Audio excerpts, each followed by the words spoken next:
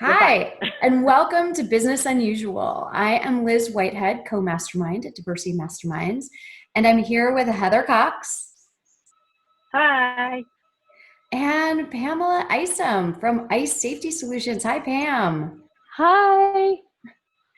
So we're going to get into how to do business unusual when business unusual becomes business as usual.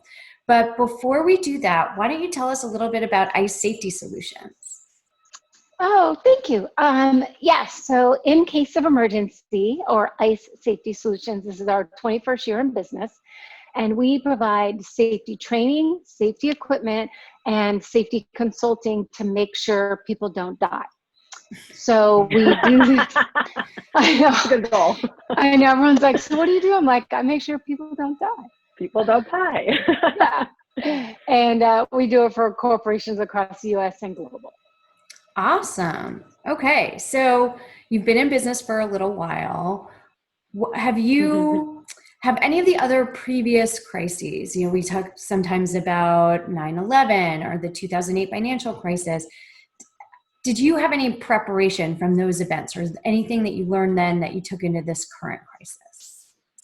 Yeah, it's interesting because, a couple things. Being in business for 21 years, we've been through September 11th. We've been through the dot-com bust in Silicon Valley, if everyone remembers the dot-com bust, right? The financial crisis, SARS, MERS, right? The bird flu, right?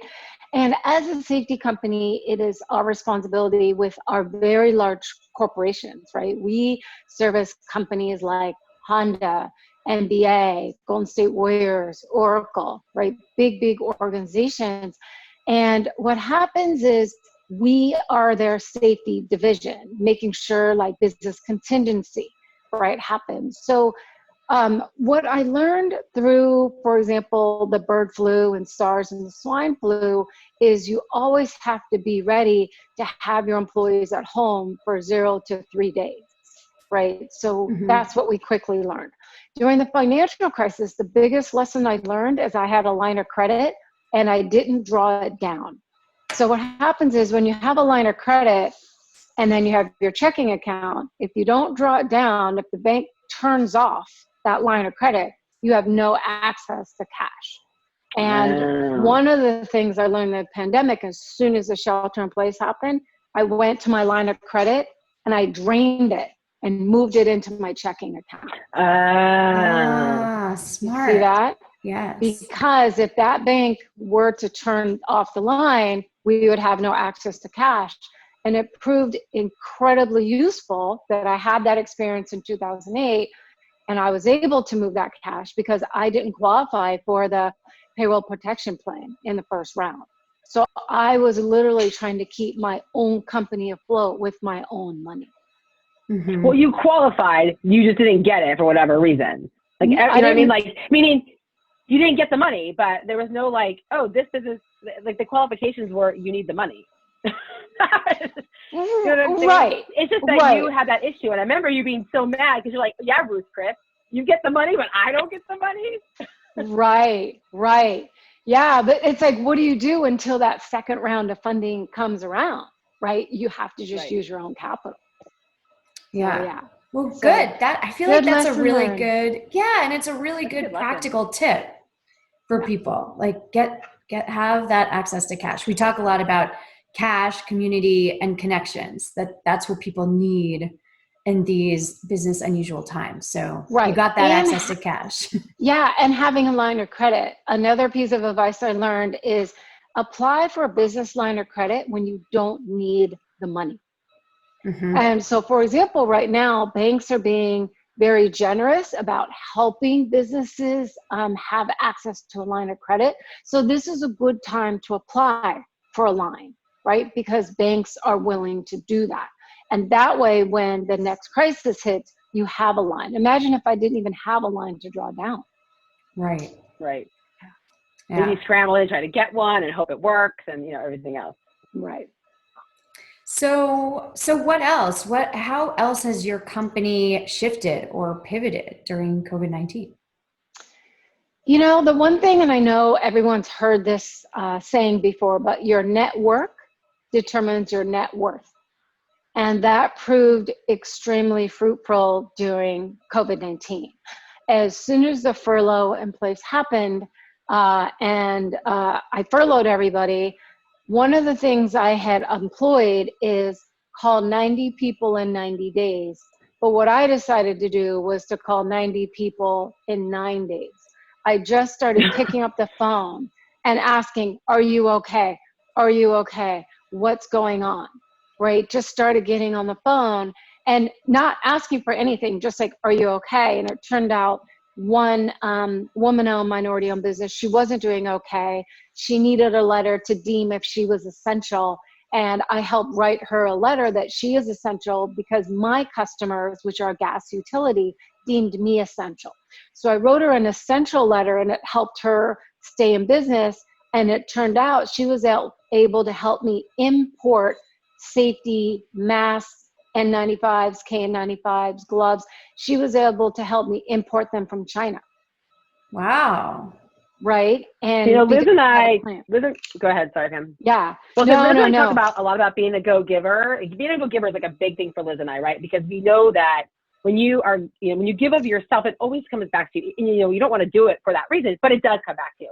I will tell you, Pam is like the epitome of being a go-giver. I can't tell you how many times she's put herself out there. And this is a perfect example of how it came back to her. Now, this was a quick turnaround of how it came back to her, but it always comes back. Like everything from I remember one time I was telling Pam, I really wanted to do business with one of her customers. She's like, all right, well, let's take a picture with one of their products and I'll send it to them and introduce you. Right. It does. You didn't have to think about it, so it's like, it's probably one of the things that is so amazing that you really are always looking for ways to help elevate other women and minority owned businesses. Right. Yeah. One of the things that I started doing was calling my customers because I knew they were at home sheltered and asking if they're okay. They were part of the 90 people in 9 days. Like, hey, are you okay? Are you okay? And it led into their parents. Like, hey, are your parents okay? Do they have N95? Do they have the proper masks? Right. And a couple of my customers were like, no, right. My parents live in Florida. They don't have a mask. So, or my mom's going through chemo. So I was literally like the Santa's elves, like literally shipping and delivering masks to people's parents. And then what ended up happening was when they had the opportunity to buy those masks for their corporations, they picked up the phone and called me. Mm-hmm. Right. And I didn't even anticipate that. I was just more worried about them, their parents, people going through cancer, people going through chemo. One of my customers was having a baby and needed masks so her husband can go with her to the hospital. Right. So just providing PPE for people personally that ended up parlaying into business work. Yeah, that's great. That's great.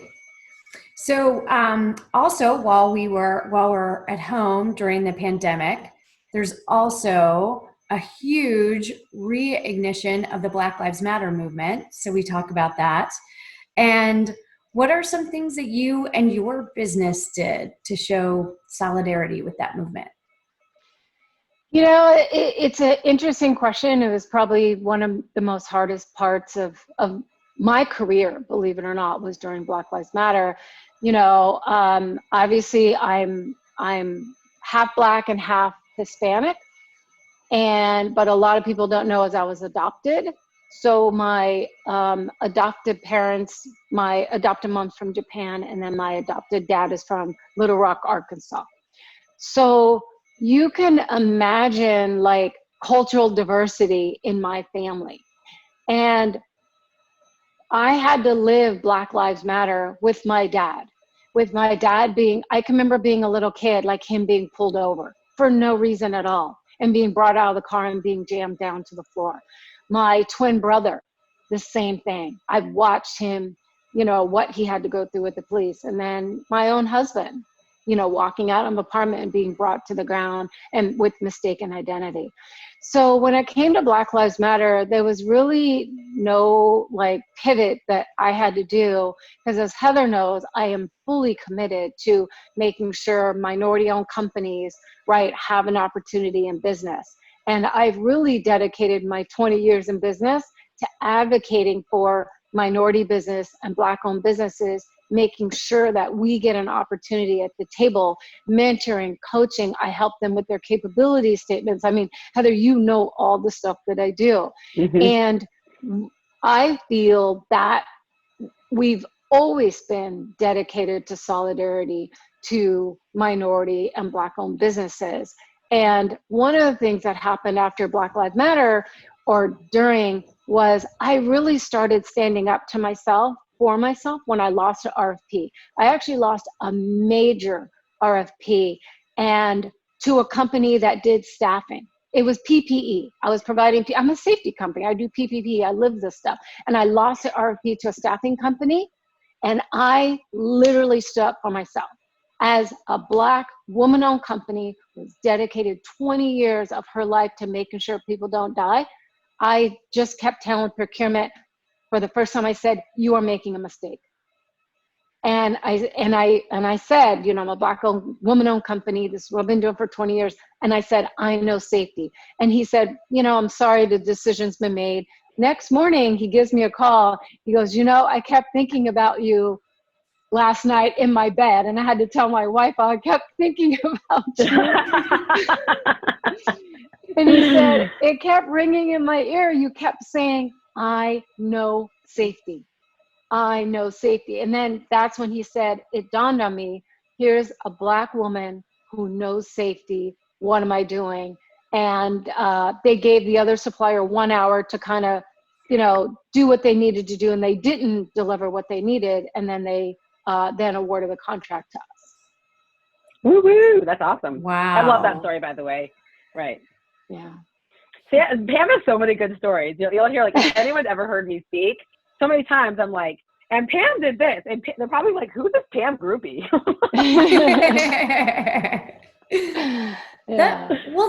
That's such a great story, because it ties in the business piece of it, but then the personal piece of it, that by differentiating yourself, you are the safety person, and that's what people are looking for right now. But then also you needed that internal confidence to make that call, and it worked out. That's awesome. Right. And, whether it's minority business listening or corporate procurement, because I'm sure you have a wide range of audience. One thing that I would like to say in terms of Black Lives Matter and Black-owned suppliers is, if our price is a little higher, even $1, ask us why. Don't just move us to the side and say, oh, your price is too high. And I did that during Black Lives Matter, right? On an RFP, again, we were going to lose it, said your price is higher. And I said, ask me why. And then he said, why? And I said, because I sell that product, but I'm in first column pricing, and I'm not in third column pricing. If I can get the manufacturer to move me to third column pricing, I could actually be competitive.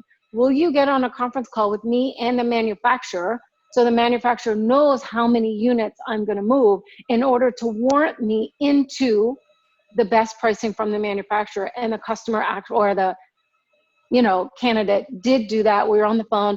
I got moved. All of a sudden, my price was immediately competitive, and then we won the bid. So smart. Right? Wow. So I think for procurement, supplier diversity, just ask us why. And we have a really good reason. It's not because we can't compete. We just need help to compete. But fairly, it's still fair. Mm-hmm. Right. Yeah. That's a good point. We do talk a lot about that. You might not get the masks that you order from a Black-owned business tomorrow. You might not get same-day shipping on it, but your dollars speak to where your values are. And so, again, ask them why. I think that's a great tip. Well, so safety, and that's something everyone is concerned with right now. What are some of the things that you're doing to keep your workforce safe, your workplace safe, as we go into the fall? That's a great question. I was on Univision TV yesterday, so it's Spanish speaking. Did you speak television. in Spanish on it?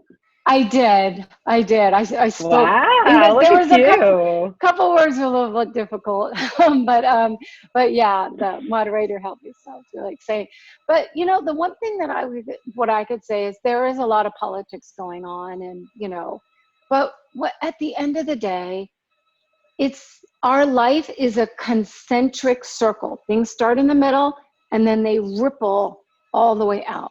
So start in the center of your circle with what change can you make that you can touch that makes the first circle. And the first thing you can do is to protect your family. Protect you, your kids, your parents. From there, protect your friends. So if that means wearing a mask, if you're not comfortable wearing a mask and that's not what you want to do, then stay 6 feet from others, right? If we could figure out how to protect our family, protect our children, protect our friends, protect our grandparents, protect our uncles, then the circle gets bigger and bigger and bigger, and we're actually creating more protection. However you can protect yourself and your family, that will have the ripple effect that will make a huge impact against, this is a battle, right? In Spanish, I said, ganaremos, de COVID-19. This is a fight against COVID-19, and this is what we have to do. And it starts with your immediate family. Awesome. I would like to see a diverse owned business, because that's where the innovation comes from. To create a mask that doesn't make me scratch my nose every 2 seconds. When I was ready, when my gym opened back up, I called Pam. I'm like, I need a mask I can work out in, because I just sneeze the whole time in my mask and itches my nose. It's so crazy. So yeah. I put out I'm putting out a challenge to all diverse owned businesses. I know. If I wasn't on camera, I'd run. I have a clear mask. It's like this, and then it hooks to your ears, and it's clear. Oh yeah. Okay. Yeah, it's really cute. Yeah. And we'll post a link with the notes here. Yeah, absolutely. Yeah. So yeah, I think it's a concentric circle. So whether it's for Black Lives Matter, whether it's for COVID-19, whether it's for business advocacy, with supplier diversity or minority businesses, just, don't try to turn the Titanic, just start with the concentric circle, right? And then ripple your way out to make the impact that you can from the inside out. I feel like we're so lucky to have you on talking about this right now. It's so perfect. So we are all looking forward to the day when coronavirus disappears. But what is one thing that you would want to stay after coronavirus goes away? Okay, that's a great question. So over the course of COVID, 2 things that's happening. First, number one, and Heather's heard me say this before, is allow people to tell you no. No, you're too small. No, you don't have enough experience. No, you can't enter this, facility without a mask. But remember, no stands for new opportunity. That even after COVID-19, what were the no's that were told to you during the pandemic that you created a new opportunity, and continue those new opportunities post-COVID, right? There are always new opportunities. For example, even with our company, we did pivot to PPE. We're a safety company, and we can do that pretty seamlessly. But we also, we have virtual reality. So in this headset, we have created CPR training in VR. Active shooter training in VR. How do you survive an earthquake? You can learn in VR. But one of the things that we learned during COVID-19 is I can't get these into my customers. I can ship them and they can do Zoom, and that works great, but it's not scalable. So the 360 video content that we built in there, we removed the 360 video, and now we are pivoting it onto an online not a learning management system, but a learning experience platform. So we just invested about $25,000 into a learning experience platform. So now the 360 content that you could see all around is now with you on the computer. And now That's you cool. can actually learn very experiential just using a computer. And so that's what I mean. Like, that was a no that was told me during COVID. No, you can't come in and perform your training. We created a new opportunity. And now we're going to, we were the first to come up with VR, but now we're the first safety company with 360 video content training that is on a computer. Wow. So yeah, That's so just cool. continue those new opportunities. New opportunities. That's awesome. Well, Pam, thank you so much for joining us today. I feel like we got lots of golden nuggets. How do people find you when they want the clear PPE or to 360 training? Right. Well, I always say, my mission is to make sure people don't die. So you can find me, saving lives at getice.com/PPE. Okay. Awesome. Well, thank you so much for joining us. Thank you, Pam. And we will see you next time on Business Unusual. Great. Thank you. Bye.